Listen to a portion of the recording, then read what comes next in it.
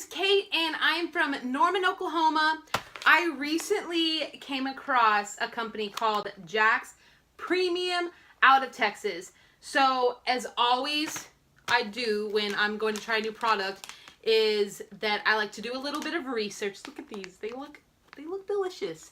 But I was very pleased to find out that Jack's is a company that is putting the dogs first and thinking of their well-being.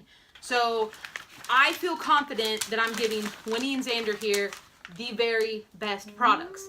From the moment that I opened the package, these two were hooked. There are zero additives or other crud in them, and I'm really hesitant to give them new things, because you don't really know what's in the ingredients. They're hiding things in the labels. But again, I would give these treats to my dogs on the daily. I don't need to tell you guys that they're delicious, but hear it for the dogs themselves.